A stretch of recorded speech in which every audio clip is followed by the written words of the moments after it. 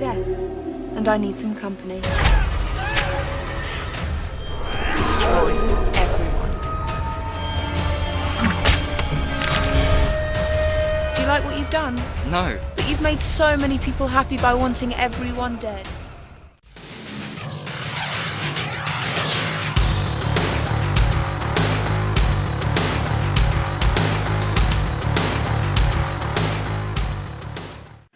We are talking about the British independent horror movie SCRAWL. This one is notable for the on-screen feature film debut for now megastar Daisy Ridley, of course famous for the new saga Star Wars movies, of which she plays Rey.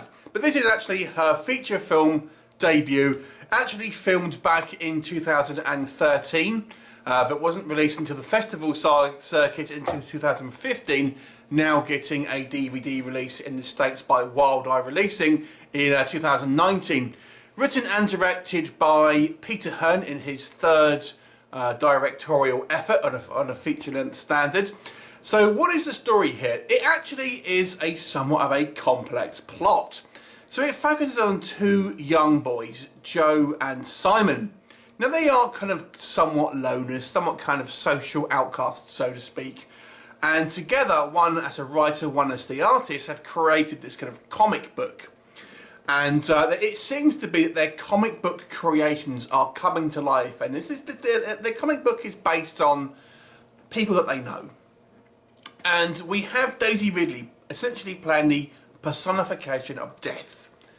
So she turns up and it's maybe the force behind this kind of situation, and essentially anything that is happening in this comic book is kind of getting played out in real life.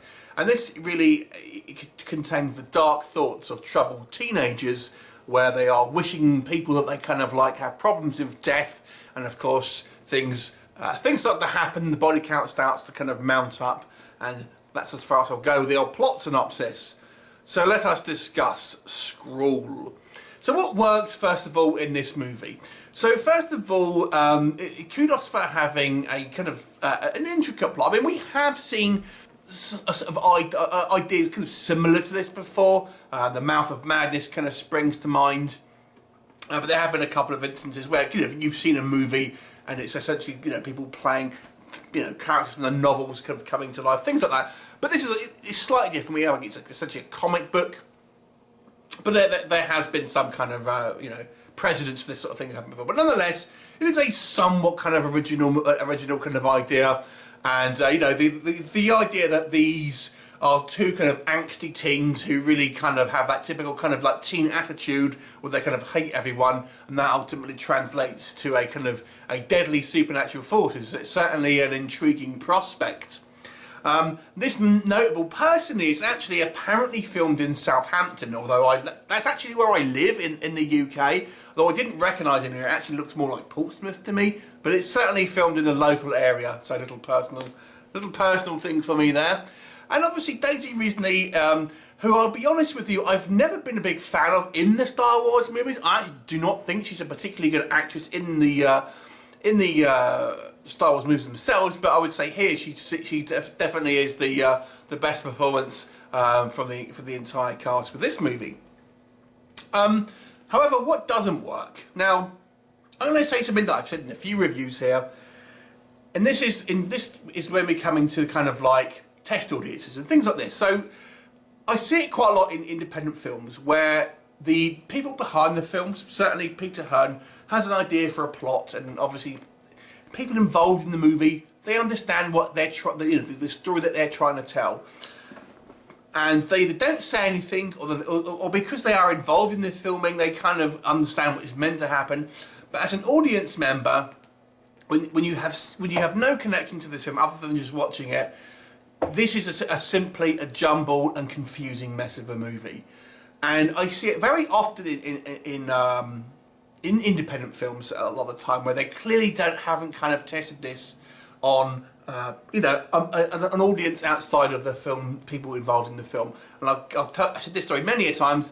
I used to be involved in marketing. I'd always test whatever I was trying to market on people with nothing to do with me, to see if they would understand the message. And this is what needs to happen in films like this, because this film is just a confusing jumble of ideas. The central idea, I feel, is solid, but the execution is extremely poor. And that's for a number of of different reasons. So the big one here, the actual plot itself is extremely jumbled, and the actual narrative structure just gets lost in the actual movie that it's trying to tell. It's extremely hard to try and figure out, characters' motivations, how much the characters know, how much they don't, what's actually meant to be going on. It is an absolute convoluted mess of a plot. The other issue here is there are far too many smaller characters. Instead of just focusing, well, I mean, the movie does focus on Joe and Simon, but there is so many peripheral characters that seem to have their own B plot lines. You just get mixed up with who's who. This needed to be stripped down for this particular movie, at least. I mean, some films can do this, but there's next to no characterization.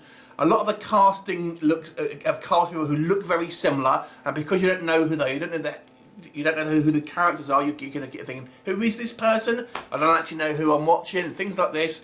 The characterization is not developed to anyone. And the other thing is the acting here is very, very amateurish. This seems like it's a college project to me, or something like that, and made with people who are not professional actors. Now, I know Daly Ridley has gone on to become, obviously, starring in the Star Wars franchise, but this is in 2013, and although I would say in actual fact, her acting is the best in the movie, her acting isn't great, and I still don't think it's great now in the Star Wars movies, but the rest of the actors, particularly our two male leads, are just plain painful to watch. I think it's the artist guy. I think that character is Joe. He's literally got the same this confused expression the whole movie, and the other guy, Simon, he just cannot deliver a line. But it isn't just extended to them. The majority of the other smaller characters as well, is universally quite bad. I mean, there's an older gentleman with a beard. He's not too bad, and Daisy Ridley, comparatively to the rest of them, isn't too bad. But no one here is a good actor. So you've got a whole host of, unfortunately, quite bad actors with a confusing plot, with very little narrative structure and virtually no characterization and far too many characters to begin with. So overall, this movie does have some good ideas, and certainly has the seed of what could have been an interesting movie. It's extremely low budget. There are attempted to have a few gore scenes that I do feel were not too bad for a a low budget movie. There's a reasonable amount of blood and not too bad. Obviously sparsely used effects, but I think they're done to a good standard considering the budget. But it's just not a story that is engaging because it's just so confusing, poorly made, terribly edited. I mean, the editing here is beyond awful. A generic sounding soundtrack. Not a lot to really recommend this one, unfortunately, outside of it being a curiosity piece if you wanted to see Daisy Ridley's first movie. That's really the only endorsement I can certainly give it, but it's just a bundle of ideas that just aren't strung together in any type of narrative sense. So 3 out of 10 for me. Have you seen it? What did you think of it? Leave me a comment and I shall look forward to seeing you next time. Bye for now.